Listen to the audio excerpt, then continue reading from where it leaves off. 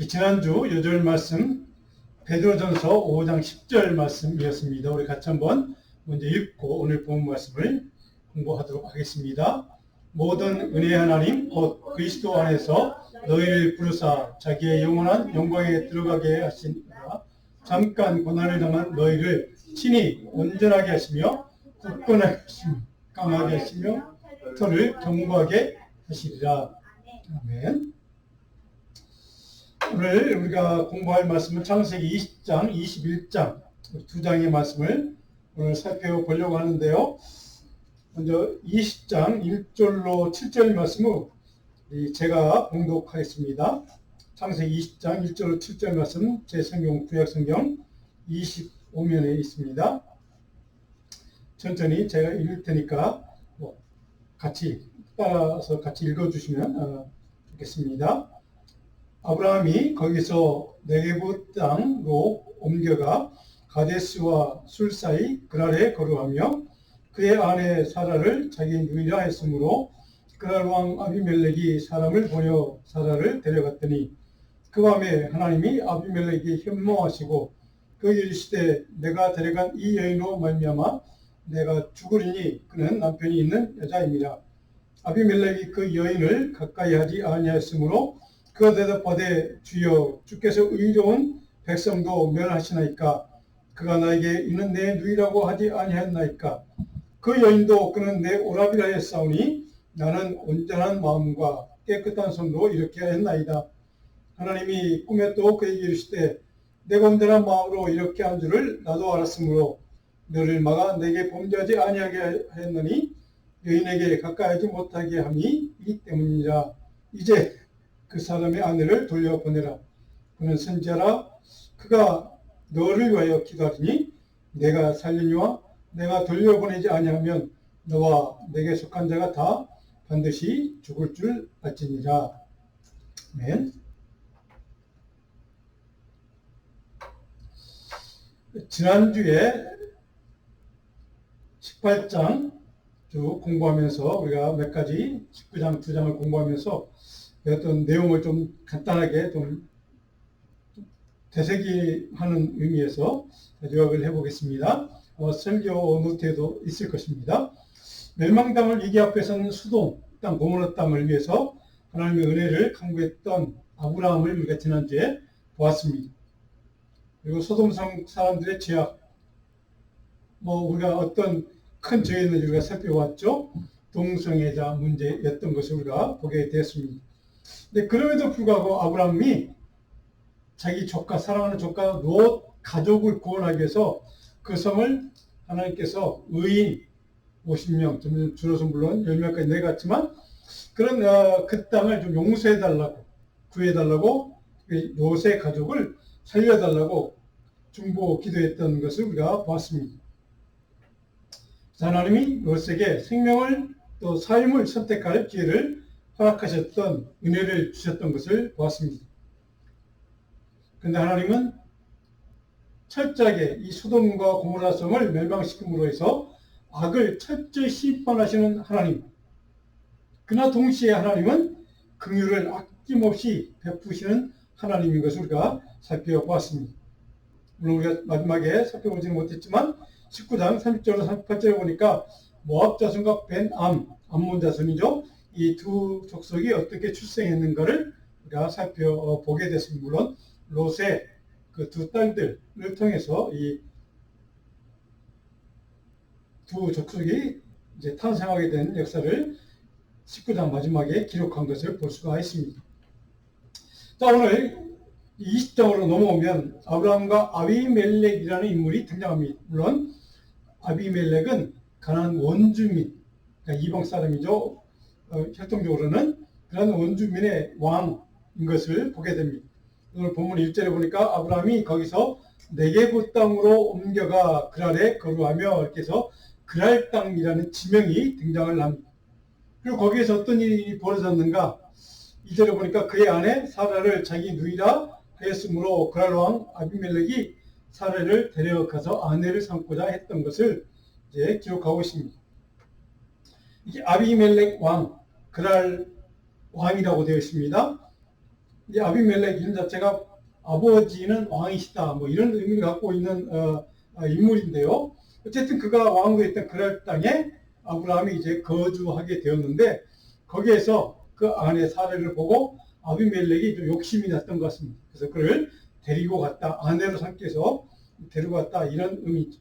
우리 그랄 땅 위치가 어떻게 되는지 우리 지도를 한 두 장을 좀 볼까요? 그랄 땅 자 보이지 않을 텐데 여기가 가나안 땅입니다. 이거 이제 사이 여매바다고요. 여기가 지금 그랄 땅입니다. 주중에 가까운 데 있는 그랄 땅.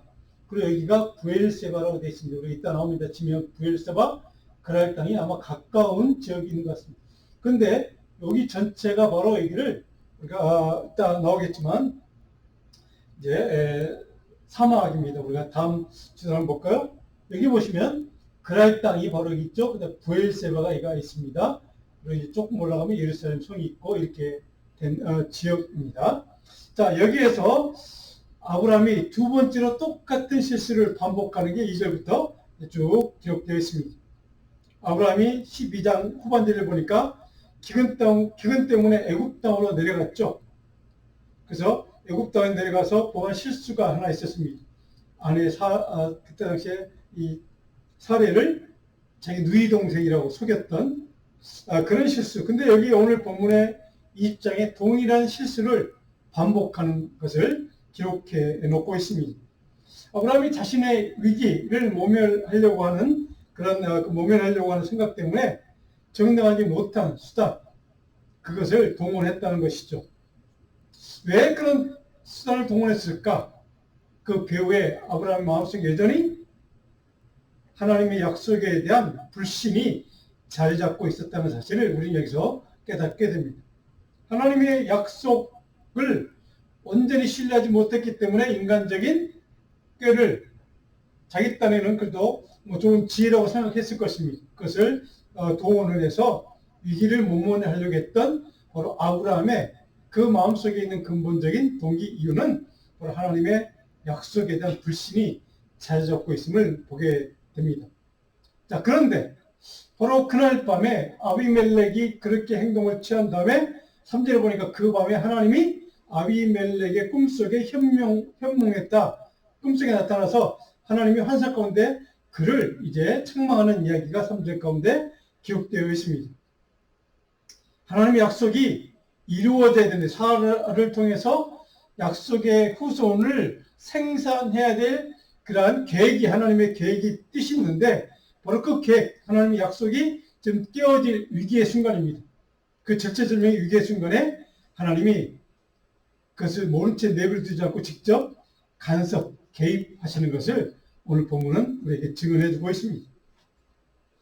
하나님이 자신의 언약을 지키기 위해서 약속이 깨질 위기의 순간에 처하자 하나님 직접 개입하셔서 하나님의 약속은 반드시 어떤 처지든 어떤 상황이든 어떤 환경에 상관없이 반드시 하나님은 그 약속을 지키시는 분임을 정확하게 우리에게 증언해주고 있다는 사실입니다.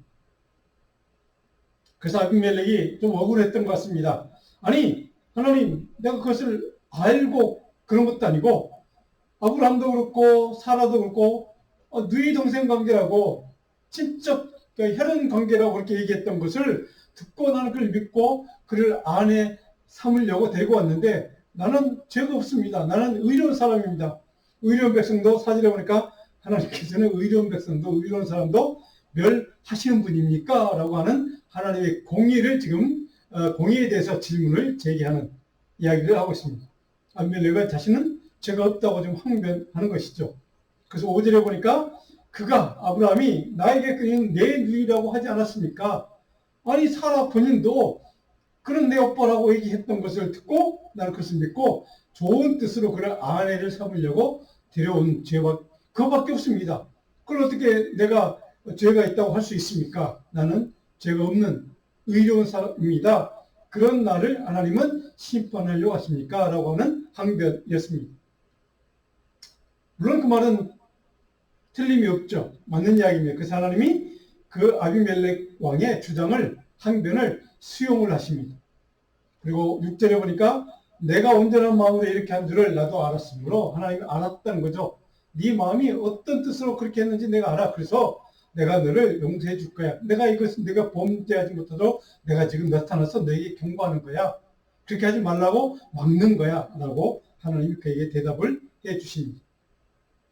하나님은 자신의 뜻과 계획과 섭리, 약속을 성취하기 위해서, 이루기 위해서 반드시 하나님이 그 모든 것을 초월하셔서 그것을 이루기 위해서 간섭도 하시고 개입도 하시는 분.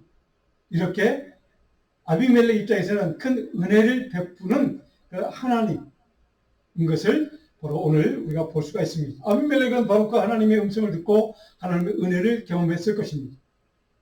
바로 그것이 아브라함이 그 가족을 위해서 중보기도 하게 된 동기가 되었고, 하나님은 바로 이 아비멜렉을 살려주는, 그 민족을 살려주는 그러한 그 이유가 되는 것을 우리가 쭉 읽어보면 그렇게 기록되어 있습니다.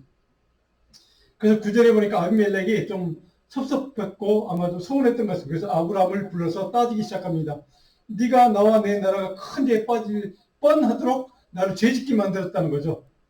네가 거짓말했던 것 때문에.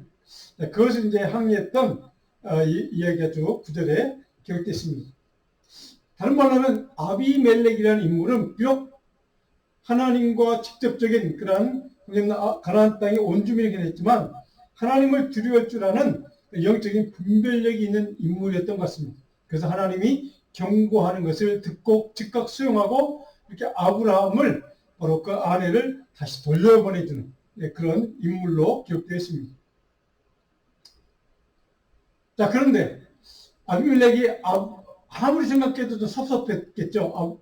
아브라함에게 따집니다. 도대체 네가 무슨 뜻으로 나에게 하나님 앞에 큰 죄를 져서 내 민족도 나도 망하게 그럴 위험을 자초하도록 그렇게 처리하도록 그렇게 나를 그렇게 만들었느냐라고 따지는 이야기가 이제 10절까지 기록되어 있는데 11절에 거기에 대해서 아브라함이 어떻게 대답을 합니까? 아브라함이 이르되 이곳에서는 하나님을 두려움이 없으니.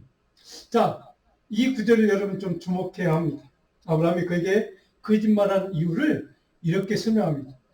내가 보니까 이 가나안 땅 사람들 원주민들은 너를 붙대서 이 모든 민족들이 백성들이 다 하나님을 알지 못하고 하나님을 두려워하지 않고 하나님을 예배하지 않는 것을 내가 생각하고 두려워서 내가 이렇게 거짓말해서 위기를 모면하려고 했다. 그렇게 하면 너희들이 나에게 해코지를 하지 않을 것 같아서 이렇게 이제 두려움 때문에 그렇게 했다는 이제 솔직한 얘기를 이렇게 고백을 하고 있죠. 자, 우리가 이 말을 잘 새겨드려야만 합니다. 아브라함이 왜 그들을 두려워했을까? 명분은 너희들이 하나님을 알지 못해서 나의 하나님 알지 못한 백성들이 나에게 해코지할 거라는 두려움 때문에 이렇게 했다고 지금 항변하는 이 항변의 소리 가운데 아브라함의 불신앙의 모습을, 하나님에 대한 그런 불신앙의 모습을 우리는 여기서 발견하게 됩니다. 주변 여건, 조건, 환경, 사람을 두려워했다는 사실입니다. 전능하신 하나님보다는 여전히 그 마음속은 주변에 보이는 환경과 사람이 더 두려움의 대상이 되었다는 사실입니다. 그 믿음이 완전히 성숙하지 못한 모습을 우리는 여기서 발견할 수가 있습니다. 그런데 자, 여기서 우리는 하나님이 어떤 분인가를 깨닫는 기가 막힌 하나님의 계획을 우리는 볼 수 있습니다. 아브라함은 그렇게 염려했고 두니까 하나님 알지 못하는 백성들 때문에 내가 하나님의 약속을 이루어야 될 내 가족이 해를 당하지 않을까 두려움 때문에 그렇게 거짓말했다고 하는 아브라함의 바로 그런 항변을 들었던 아비멜렉은 바로 아브라함이 염려했고 두려워했던 그것과 상관없이 그 지역의 이방인의 대표적인 왕이었던 아비멜렉이 하나님의 음성을 듣고 하나님을 현명했던 그 하나님을 만났고 영적인 분별력을 가진 인물로 오늘 본문에 묘사되고 있다는 사실입니다. 무슨 뜻입니까? 하나님은 아브라함과는 아브라함의 생각과 기대와 아브라함의 어떤 예견과는 전혀 상관없이 하나님의 일, 하나님의 계획, 하나님의 섭리, 하나님의 뜻을 이루기 위해서 항상 어디든 언제든 하나님을 두려는 하나님의 사람들을 준비하고 예비하고 계신다는 사실을 우리는 주목해야만 합니다. 이것이 하나님의 은혜입니다. 아브라함은 나만 아는 하나님, 그 하나님을 알지 못한 저 백성들 때문에 내가 해코지 당하겠다는 두려움, 바로 그렇게 생각해서 거짓말을 했지만 하나님은 하나님의 계획과 뜻과 섭리를 이루기 위해서 이방인일제로 그런 사람을 동원해서라도 하나님의 계획과 뜻과 섭리를 바로 이루어 가시는 하나님의 놀라운 섭리, 우리 이것을 믿어야 할 줄로 믿습니다. 확신해야 합니다. 그런 하나님의 은혜와 능력을 우리가 의지하고 신뢰할 수 있다면 우리 삶의 주변에서 일어난 일들이 그 어떤 일들이 일어난다 할지라도 우리는 결코 하나님을 의심하거나 그의 말씀에 대해서 불순종하는 그런 불신앙의 모습을 우리는 보이지 않을 수 있다는 사실입니다. 아브라함은 여기에서 지금 실패하는 모습을 보여주고 있습니다. 우리의 실패의 모습도 바로 여기 있습니다. 하나님은 자신의 계획과 섭리와 뜻을 이루기 위해서라면 그 어떤 환경과 조건과 사람을 동원해서라도 반드시 이루어 가시고 마는 그런 하나님, 그런 약속을 지키시는 하나님, 우리 하나님인 것을 우리는 먼저 신뢰해야만 합니다. 그리고 반드시 하나님의 은혜와 긍휼과 자비를 하나님은 결코 그 사랑하는 백성들에게 베풀기를 주저하지 않는다는 사실, 아끼지 않는다는 사실을 우리는 기억해야만 합니다. 바로 이런 하나님의 은혜와 긍휼과 자비가 우리의 삶에도, 저와 여러분의 삶에도 날마다 일어날 수 있기를 간절히 축원합니다. 자, 그러면서 17절에 보니까 그런 모든 일들을 대화를 이제 다 마친 다음에 아브라함이 하나님께 아비멜렉을 위해서 그 가문을 위해서 기도하는 중보 기도하는 이야기가 기록됐습니다.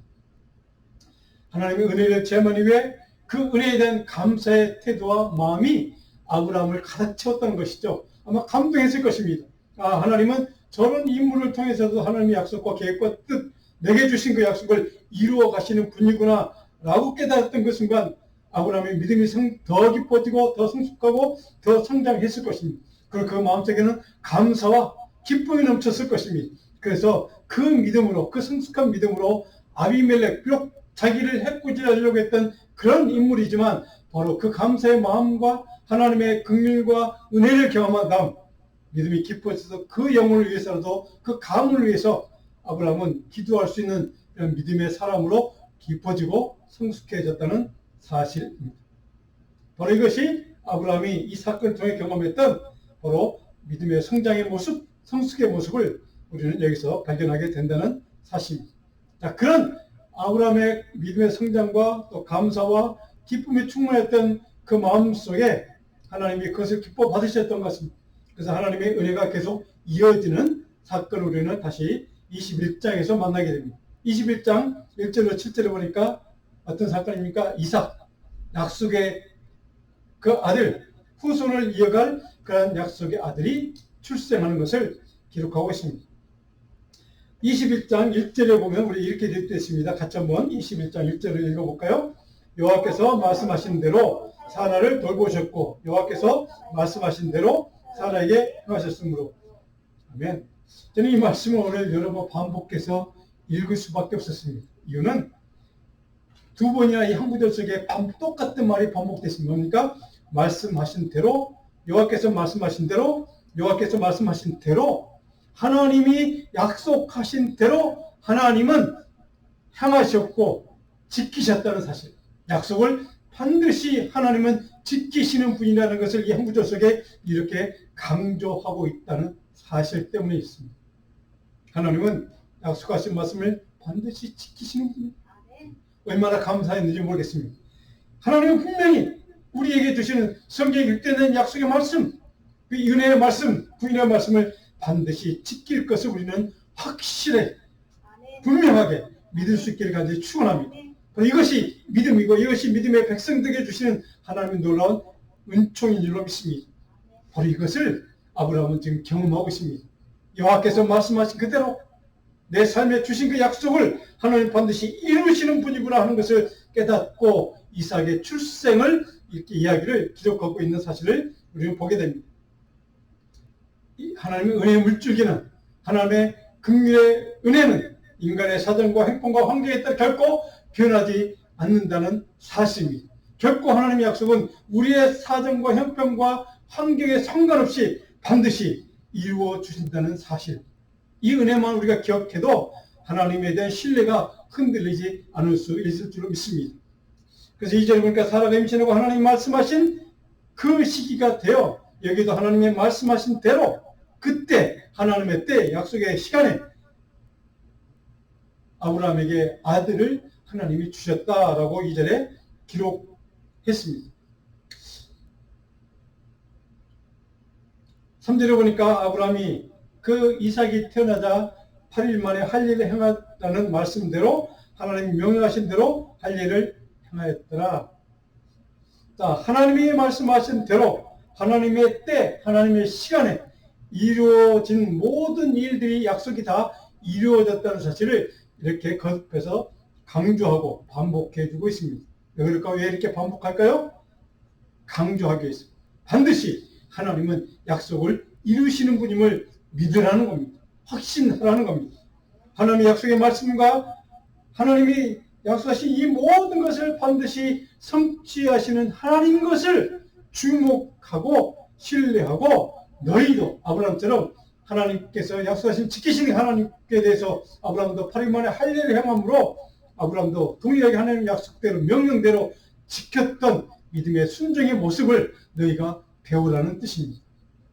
사랑하는 성도 여러분, 하나님 우리에게 주신 약속은 반드시 지키시는 분임을 우리 인생의 환경이나 조건이나 상황이 어떻게 변한다 할지도 상관없이 하나님은 우리에게 주시는 약속을 반드시 지키는 분이요 직접 개입하시고 간섭하시기까지 반드시 그 약속을 성취해 주시는 하나님, 그 하나님의 은혜와 긍휼을 날마다 믿고 신뢰하고 여러분 삶 가운데, 우리 삶 가운데 체험되기를 간절히 축원합니다. 이 하나님의 약속의 말씀을 지키시는 이 하나님의 은총을 우리가 완전히 신뢰할 수 있다면 바로 우리의 삶에서 우리가 하나님의 명령과 말씀대로 온전히 신뢰할 수 있는 믿음의 능력이 우리에게 하나님께서 주실 줄 믿습니다. 물론 때로 아브라함처럼 우리의 삶의 조건과 환경의 여건에 따라서 바로 우리가 하나님 약속의 말씀을 신뢰하지 못하고 의심하고 때로는 흔들릴 때도 물론 있을 것입니다. 그래서 불신앙하고 또 불신앙하는 모습으로 살아갈 때도 분명히 있을 것입니다. 그럼에도 불구하고 하나님의 약속은 반드시 이루어진다는 사실. 그래서 우리가 하나님의 약속의 말씀, 명령에 따라 온전히 지키고 순종할 때 이삭을 하나님께서 약속하신 대로 이 땅에 태어나게 하시고 아브라함에게 주셨던 것처럼 우리의 삶에, 여러분의 삶에 반드시 하나님의 은혜와 축복이 충만하게 임할 줄로 믿습니다. 그런데 5절에 보면 아브라함이 이 약속을 자른 것처럼 언제? 몇 세 때요? 100세 때 이삭을 얻게 되는 사건을 다시 한번 강조하고 있습니다. 100세. 가능하지 않는 나이라는 뜻이죠. 인간적인 이성과 성적인 생각으로는 절대 불가능한 일을 하나님의 때, 하나님의 시간에 반드시 하나님 그 약속을 이루어 주시는 분임을 강조하기 위해서 이것을 여기에 기록해 놓고 있다는 뜻입니다.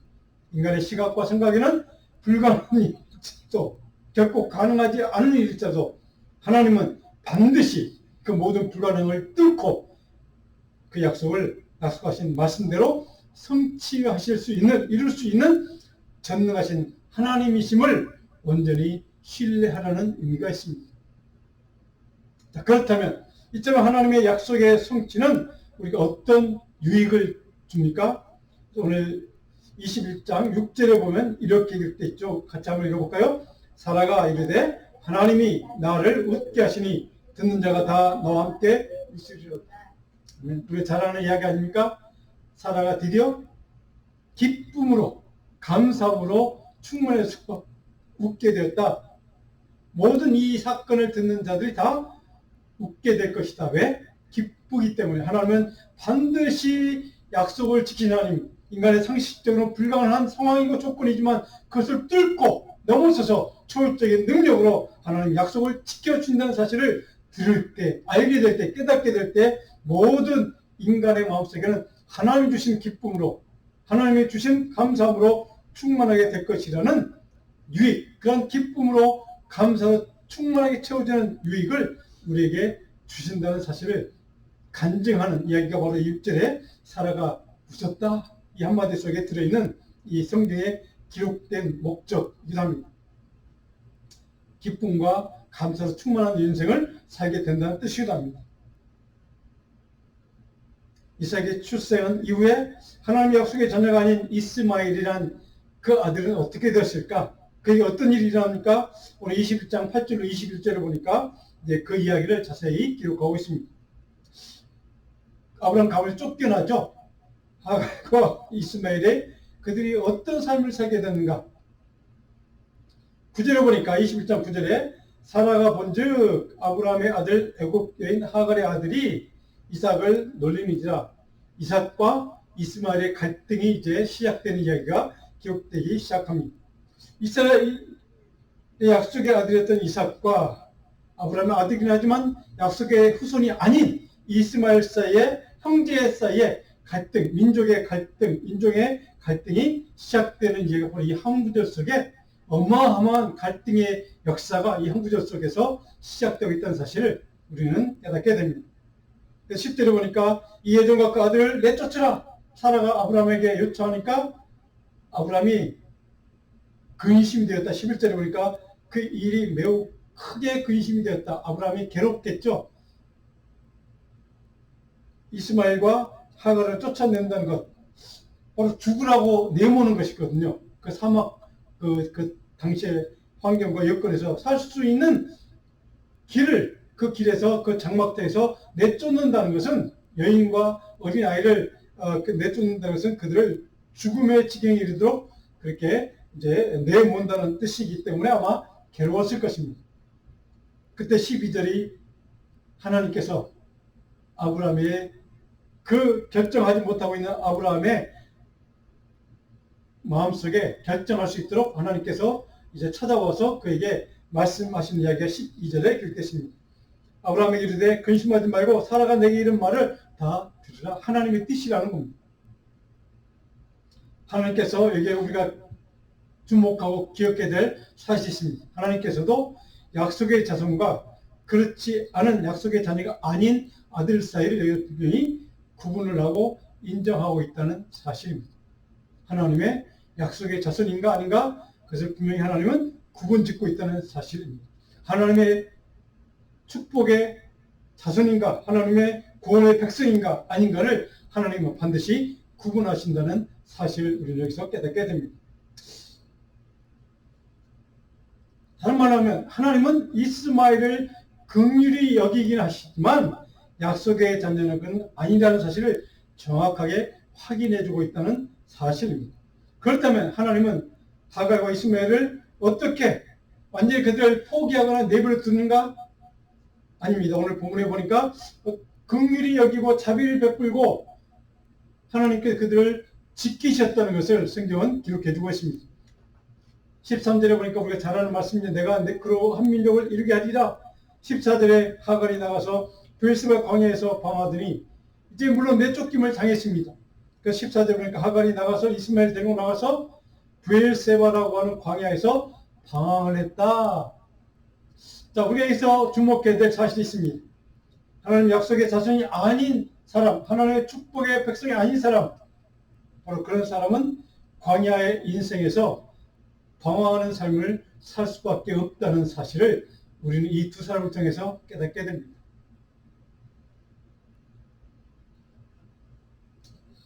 오늘 이 시간에 좀 생각을 해봤으면 좋겠습니다. 여러분은 어떤 삶을 살고 있습니까? 여러분의 삶은 광야 인생에서 이리저리 흔들리고 방황하는 삶을 살고 있지는 않은지, 아니면 하나님이 지키시고 보호하시고 인도하시는 복된 삶을 살아가고 있는지. 바로 이 말씀을 비추어서 바라는 하나님 앞에 간절히 기도하는 것은 저와 여러분이, 우리 자녀들이 우리 광야 인생을 살아가는 동안, 일평생 살아가는 동안 아브라함과 하나님의 백성들처럼 하나님이 지키시고 보호하시고 인도해 주시는 하나님의 도움의 손길, 은혜의 손길을 누리는 복된 삶이 저와 여러분의 인생이 되기를 다시 한번 주님의 이름으로 축원합니다. 자, 이처럼 고통과 절망의 자리, 광야에서 방황하는 하갈과 이스마엘이 결국 어떻게 다시 살아나는가?